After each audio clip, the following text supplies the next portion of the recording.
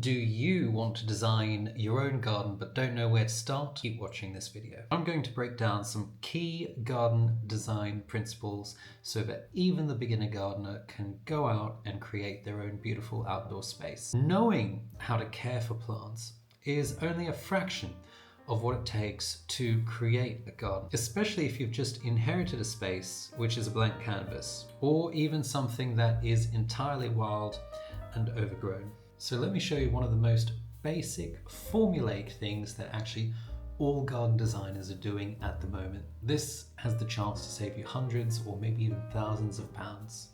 You can easily do it yourself. Watch this. Now, basics of garden design, what's very kind of on trend at the moment is I'm going to represent this block as your typical London garden, or most gardens across the country, let's say. Let's say the house is here. Let's say sun is here, okay, sunniest part. What is most common, what you'll see in garden design is you'll have rooms. Everyone talks about splitting your garden up into rooms.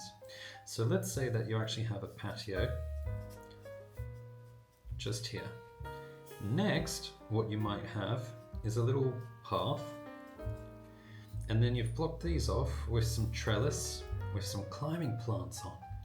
And that's what we mean by room. You could have plants here, you could have benches here, you could have both. You can do whatever you want, it's your bloody garden. Then let's say this space opens up.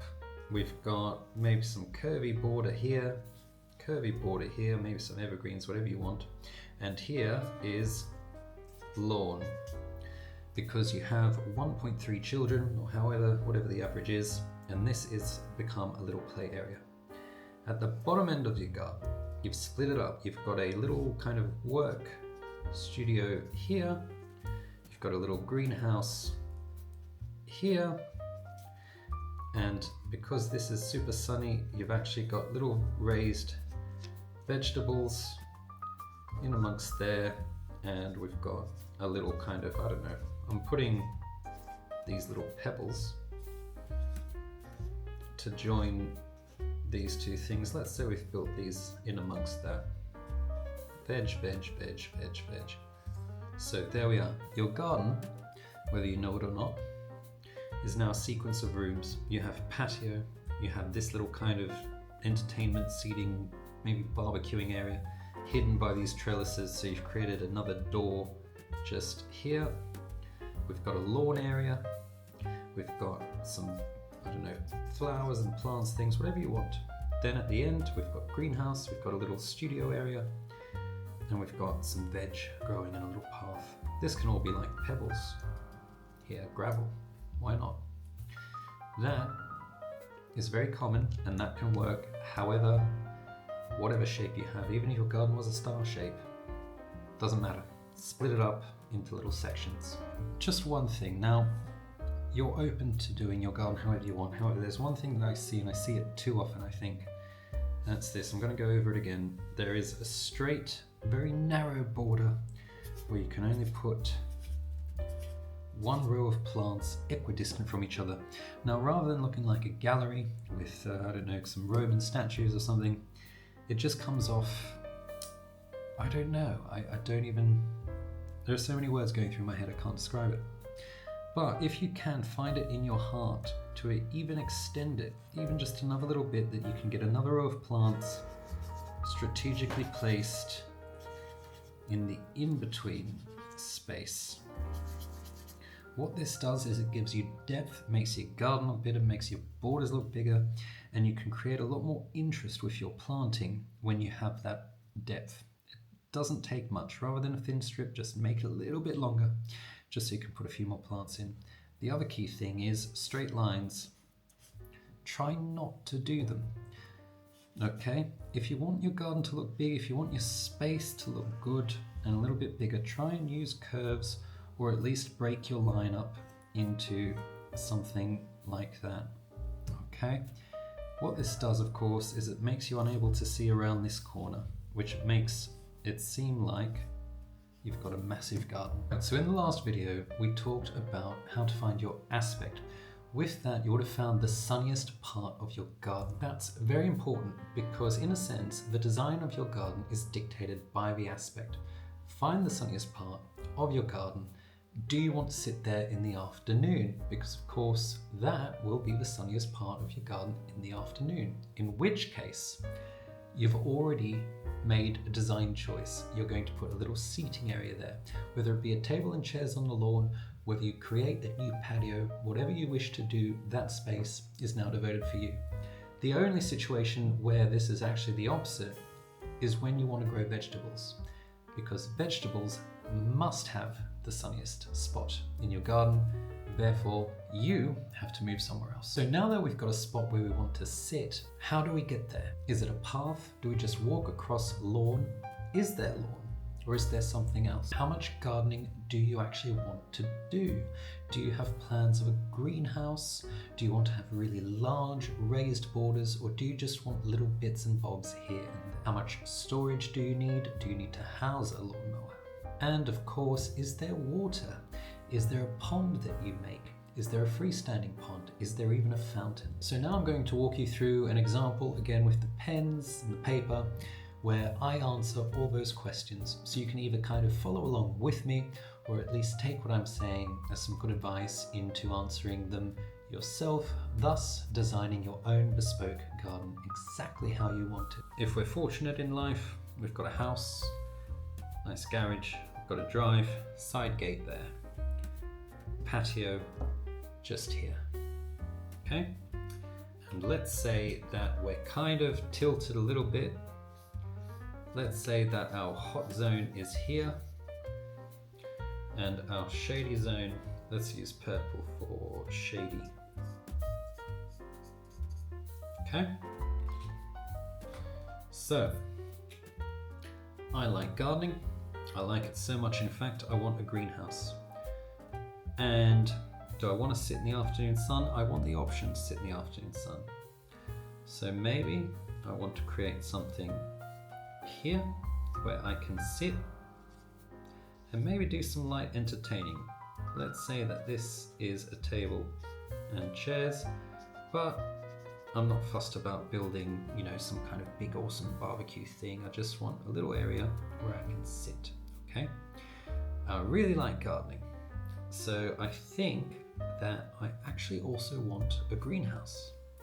So I'm actually going to have this patio be the front of what will be a G for greenhouse. Now, if this is sunny, what I want to do is I want to grow roses and perennials all around my patio seating area and greenhouse. I want to be absolutely enveloped by plants. I want to feel hidden. I don't want to feel like there is a house. I want privacy as well. So maybe I'm going to grow a big hedge or big climbing thing back there. And actually I'm going to continue this on. Okay. Using the idea that I want my garden space to look bigger, I'm going to do something like that and have a very deep border. When you have a deep border though, you need a way in which to access behind it in case you need to do some work and some digging. So I'm actually going to create a little stepping stone path, or pavers, or even just timber, or even just don't plant here. So something that can take us there, and something where we can access the side gate. Now, I need some storage because I don't want to just store everything in the greenhouse. I perhaps also want to store it somewhere perhaps near the gate and hidden perhaps by the border. That'd be clever, wouldn't it? So let's do that there. I don't know what this is, but let's say this is a little kind of a shed or some kind of lifting storage unit device thing, okay? I also want a pond. So I'm going to put a pond here. Ponds, you want some sun, you also want some shade, okay? The other thing that I learned about garden design, it's good to have different rooms. So I'm actually going to wall this off actually going to build a wall nearish to here. And here, I'm just going to put a little relaxation bench area. So I can look at the pond, I can kind of hide away. Maybe sometimes I don't want to be here, maybe sometimes I want to be here. Now, do I want lawn? You know what? Perhaps I want a little bit of lawn. Let's say I've got kids on the way. Where is my lawn going to be? That's a very good question. Let's put the lawn a little bit in the sun. Actually, let's have the lawn here. With planting, I'm going to create the idea of a room, or at least border this, so this can only be accessed. So there's another border. And how do we access here? Let's put, now this is quite excessive, I do admit. Let's put a bridge to get to this bench and to access this area. Okay? So we've got even a bog thing here.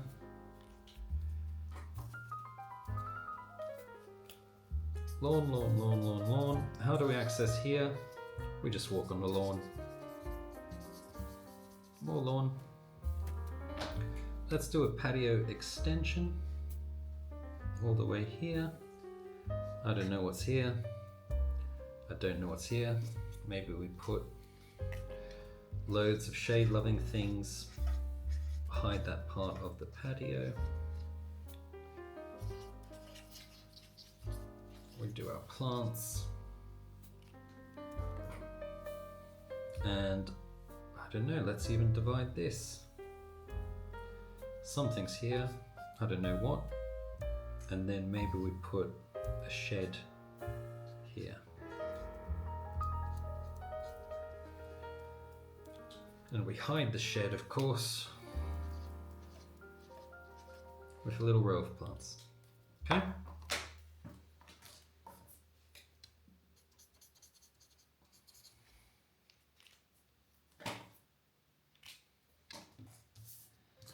So that, obviously, not a professional drawing, but that really gives you the idea of where to start, how to start, what you want, and the rough layout of things. If you have this, you can then seek the professionals to come and build some stuff for you. You can start to research maybe how to DIY your own kind of patio or your own kind of build greenhouse. Maybe you construct your own shed, maybe you make your own bench. You can definitely do your own pond.